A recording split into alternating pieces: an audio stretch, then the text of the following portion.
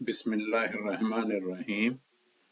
My today's topic is Mansoor Hallaj, the heretic who was beheaded in 309 Hijri.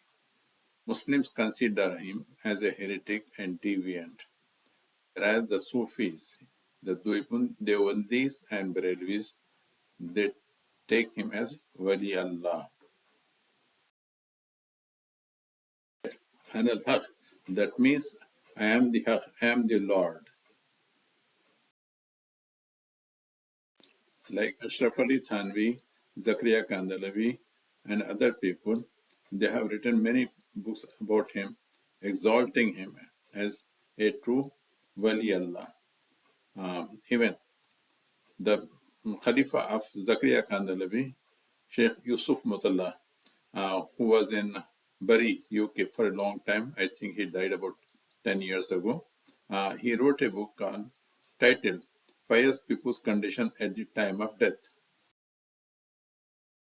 10, 20 pages about his trials and tribulations in the prison. That means in the night time when the prisoner wards used to come, he used to disappear. The luck will be there, but he will disappear. Just he pointed his fingers, and the chains of all the prisoners, about 1,000 prisoners were broken.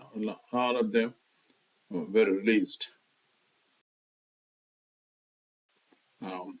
With his dogs have thrashed or something, then he used to get console from some from some sound.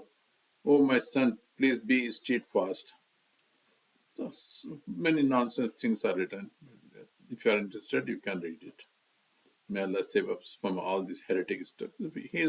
Many people have said he was a kafir, he was a heretic, but they only want to exalt him as a big Sufi wali Allah. La hawla wa la quwwata illa billah.